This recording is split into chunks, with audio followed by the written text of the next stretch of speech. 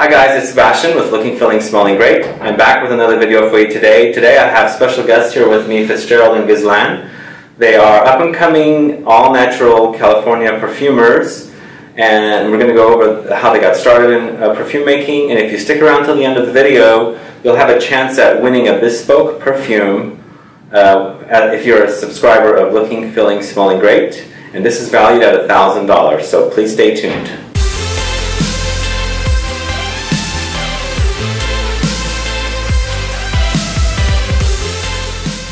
So guys, thanks so much for coming in and doing this video with us. Thank you, Sebastian.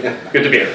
Thank you. So tell us a little bit about how you got started in making all-natural perfumes. So this kind of came about three years ago.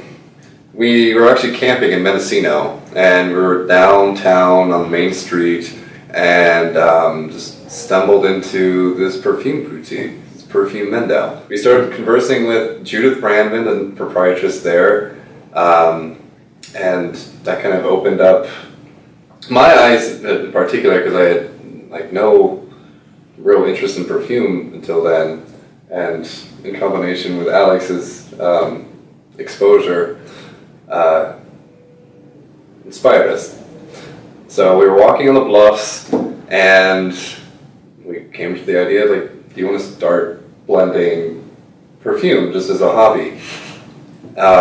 So we did our best at acquiring the necessary ingredients, and we had a fair amount of trial and error. It was a rocky start. There was a lot of error. I think that's more error than even trial. Absolutely.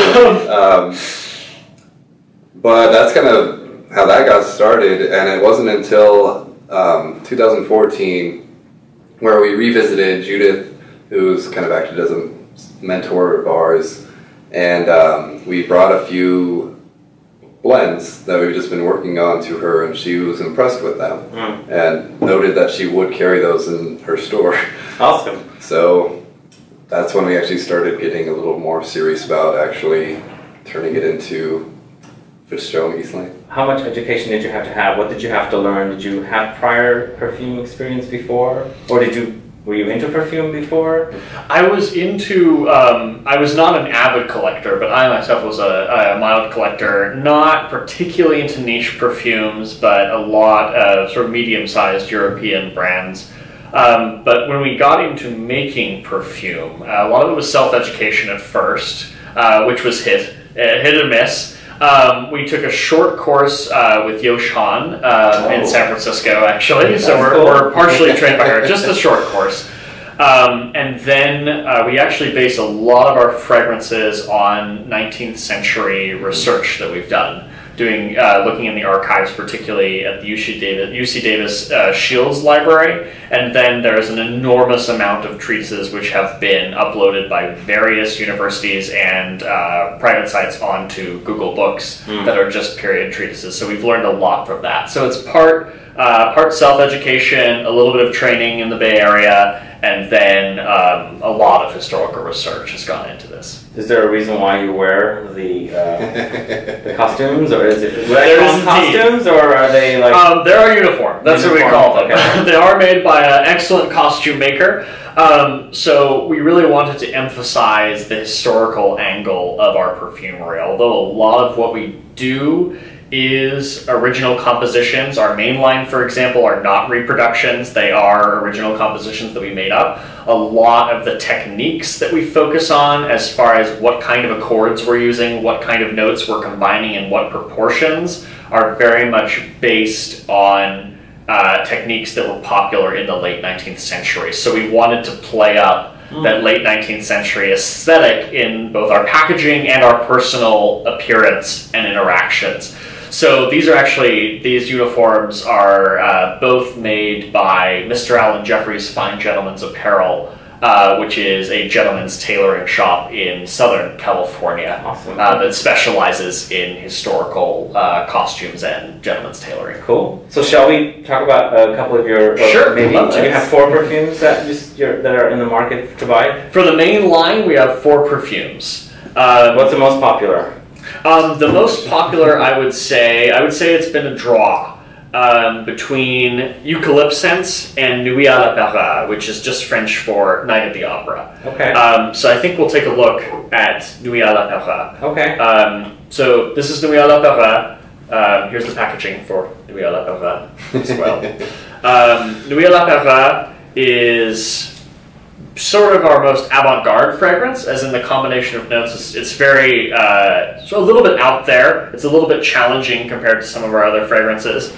So we wanted to combine sort of the powderiness and glamour of a lot of antique perfumes, particularly notes of violet and jasmine, with sort of the electric energy that you get during a live performance, especially at the opera. So it's got a bit of a vintage tinge to it, but it's going to open up with that energy. So a lot of bergamot and pink pepper starting off the show in particular. And then we're going to move into a heart of that violet, which is made up of orris butter with an alpha-inone natural isolate, and then a jasmine sambac absolute as well. So. Before you spray that, we're going to also talk about what's the difference between all natural perfumery versus what we can buy in the market out there, like at Macy's or department stores.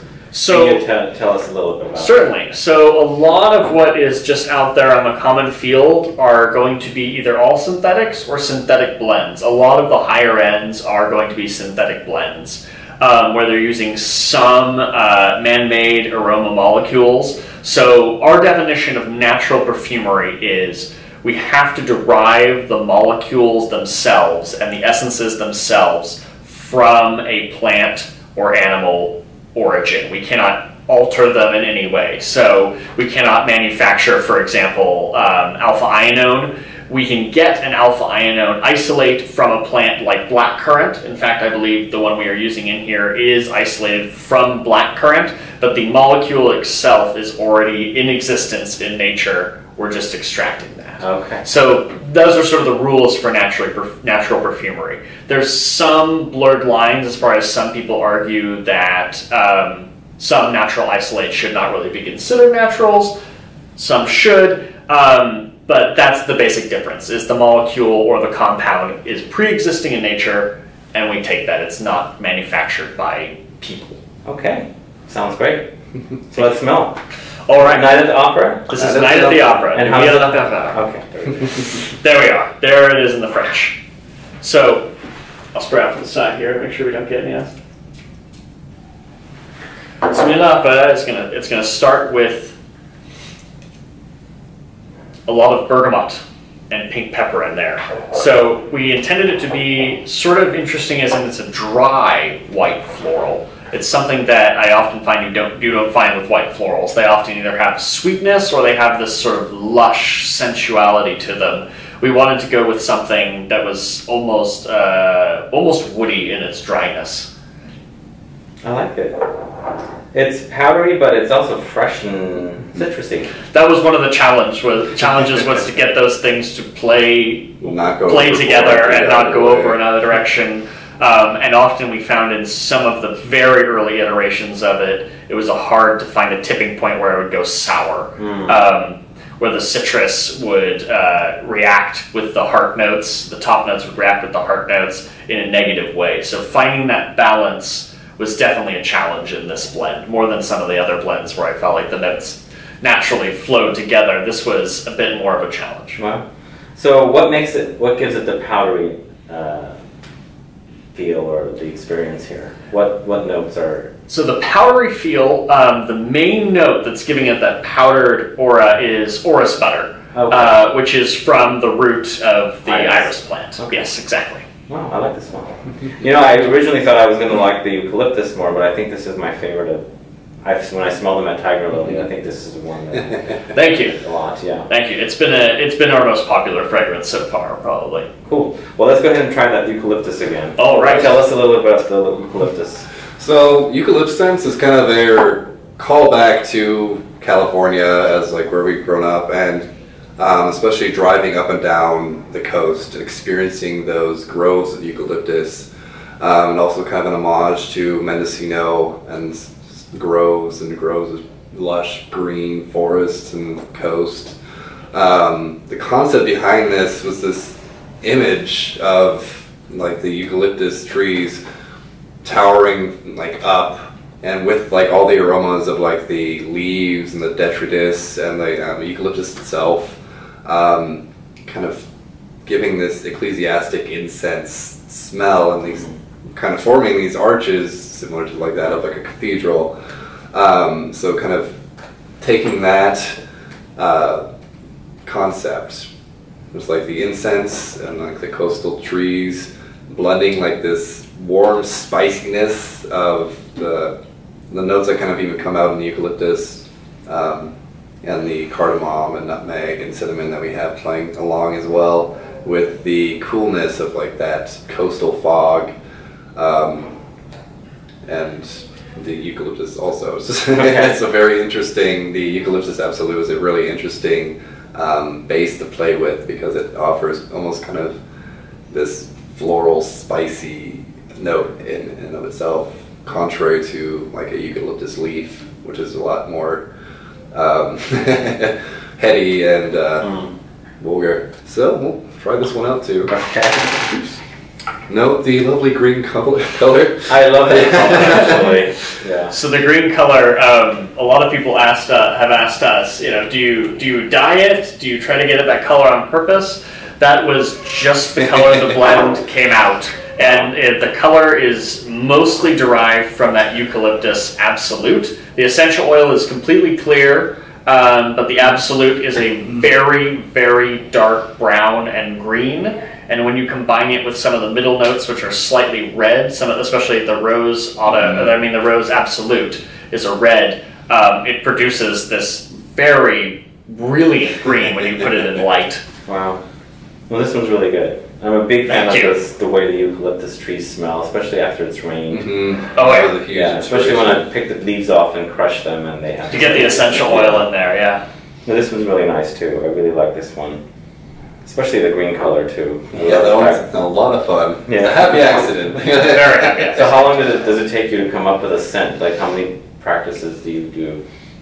It really varies. Mm-hmm. Sometimes it can be quite painstaking. It can take 5 iterations, 6 iterations to get it right. And oftentimes I'll have a sort of a drafting session where we just think of a concept of a scent, imagine what notes would go into it. We start smelling notes, but we don't start putting things together yet. It's just all on the scent strips, not combining essences yet, just doing it in our head and smelling each thing individually.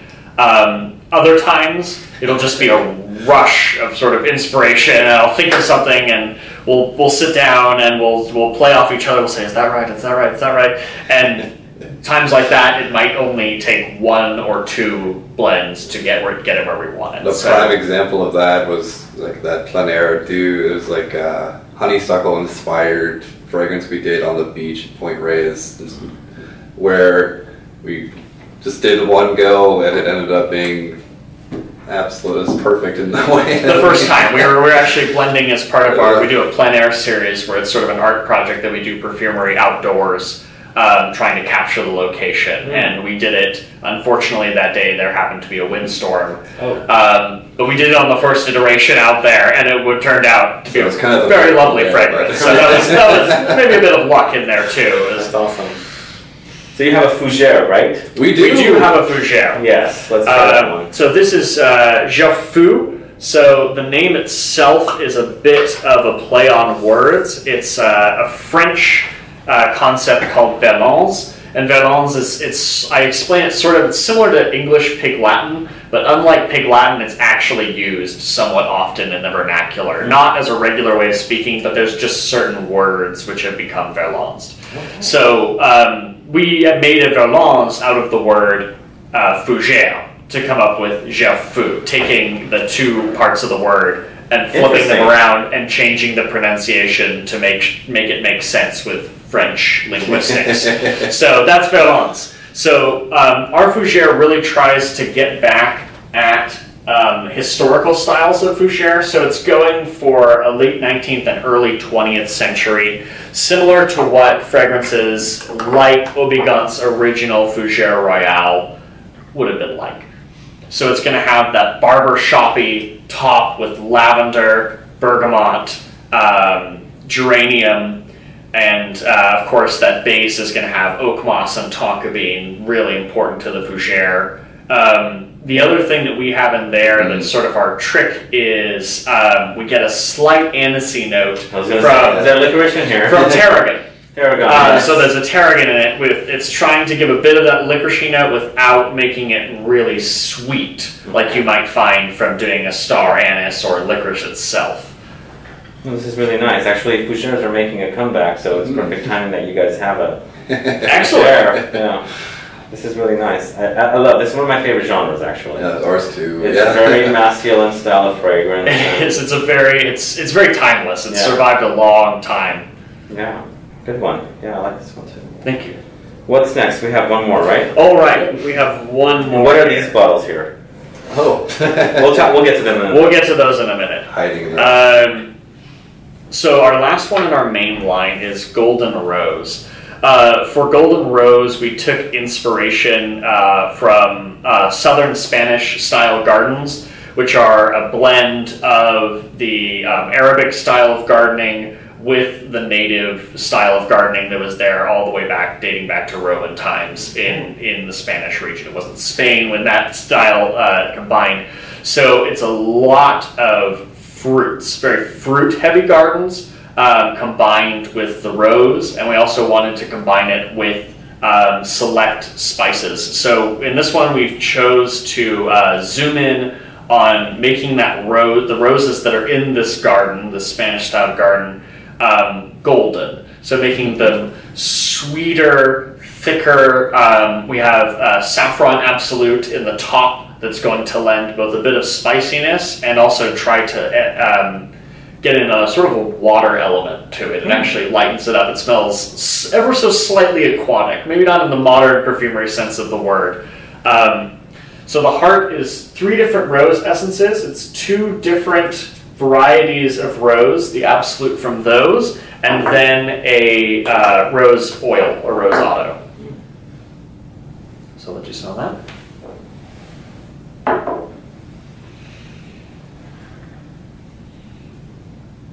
Yeah, saffron. Mm-hmm. Saffron. A lot of saffron. But leather too, right? That's coming from the saffron.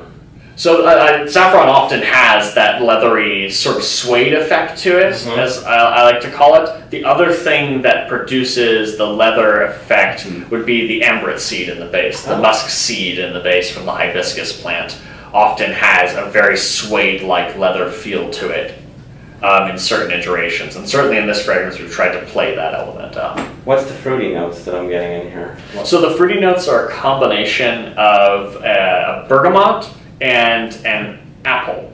And that apple is a combination of various essential oils to make the apple smell. I'm picking up some dried fruit notes. I'm not sure if that's... Probably a combination of those various notes with the rose. The rose, really plays it up, and it kind of has kind of a juicy fruitiness to it as well. The other thing you might be getting as far as dried fruit goes is we use a balsam fir absolute in the base, and a lot of people, especially on its own, classify balsam fir as being jammy and sort of like cooked fruit, dried fruit, those sorts of terms for it. So nice one. That's definitely there. Yeah. Good nose. What's next? What do we should we talk about these two? Alrighty. So these two. Why the different bottles? Those are part of our custom line, so they're not bespoke, as in we don't make up a whole new fragrance for people, but they're also ones we do not usually offer in at our retailers' locations. And they're also often period reproductions. So sometimes they're not our own work, as far as we didn't come up with the ideas for the fragrance, but these are fragrances that have not been manufactured sometimes in 150 or 160 years. And we've painstakingly went to the trouble to reproduce them as accurately as we can with the ingredients available. So one of these is a true reproduction, and one of these is a special edition play off of a reproduction that's been slightly modernized. First fragrance we're going to be looking at from our special collections is going to be Extrait d'ambre, that's just extract of amber in French. This is a period reproduction. This one was taken from an 1860s formula from a very famous perfumer who actually used to be the partner of the perfume company Lubon, which is back now. I've been to their shop in Paris. Excellent, yeah. So their partner was Septimus Peace. Some viewers might know Septimus Peace. He's the author of a lot of classical perfume treatises. So Extrait d'Ambre is an antique reproduction. It's one of the most powerful perfumes from the period, not in terms of the power of the smell itself. It's actually somewhat mild smelling, but in its staying power, particularly on fabric, because it has a lot of true ambergris and true musk in it. Okay. And both of those are very powerful fixatives. I was going to say it's pretty animalic. Yeah, it's very animalic. This is one of the most animalic period fragrances as well. And it would have been worn on a handkerchief and not on the skin. Oh. So on the skin, its staying power is fairly good, especially for a natural. But if you choose to wear it in the period style on a handkerchief in the pocket, or in, especially as a square, in a pocket square, it lasts an amazing amount of time. Wow. There used to be reports actually of trying to wash this fragrance out of clothes, and it's apparently very, very hard to do. Okay. So that's Extrait d'Ambre, and the notes in that are rose otto, vanilla tincture, tincture of ambergris, and tincture of musk. So where do you get the tincture of musk and ambergris? So the tincture of ambergris we make ourselves. So we source our ambergris from New Zealand, and we make the tincture in-house. And then the musk tincture is sourced from, as far as we know, he is still the sole legal importer of musk grains into the United States. And that's Bruce Bolmes of SMK Fragrances. He does a lot of work with... So we have true musk here. This is true musk. That's why you're all natural perfumery. Yes, we're an all natural perfumery. And I will note here that only in our special collections do we use true musk, because we're committed, as far as our main line goes, to keeping it vegetarian and vegan friendly. Okay. But in our special collections, for each fragrance, we will let you know whether it is vegan or vegetarian or not. Okay, nice. So it's pretty animalic for me. It's very animalic. Yeah. Once again, it's really a blast from the past. It's a totally different era of perfumery, and even during the period, it was noted for being a very animalic fragrance. Okay. So the next one we're going to look at is also a bit funky, but in a different way. It's not quite as animalic as that one. Good. I like funky, but I don't... That one's very animalic. This one's is our extract of osmanthus. It's loosely based on Extrait d'Ambre, but we wanted to do exactly like we were talking about. We wanted to make it a little bit less animalic. We wanted to modernize it a bit, and we also wanted to give it a floral top, which it really doesn't have. So we've really tried to capture the osmanthus flower in this one. So you're going to get notes of sweet white floral and stone fruit, apricots, peach, coming off the top here. Ooh, I like and the star of that is the osmanthus absolute. Mm-hmm. Yeah, I like this one actually. The dried, it kind of comes off like dried fruit and dried apricots. So what is osmanthus? Can you tell us a little bit about that? So osmanthus is a very close relative of the olive. It's very close, actually. Its name in Britain, they call it sweet olive. I've heard it called sweet olive in the USA as well. The word, its scientific name is Osmanthus fragrans, so it's the fragrant olive relative. It's often used in China as a very luxurious flavoring or scenting for teas. I also believe it's used in Japan for that purpose. I'm not sure if it historically has cosmetic uses in those cultures, but I know as far as food flavoring, it's a big ingredient. So it has a slight undertone even of olive to it. Some people say that they can get that at the end, especially in the absolute. A little bit, yeah. Yeah. No, I like this one actually. I like the fact that it's kind of almost like it's not in a bad way, but like a apricot fruit roll-up.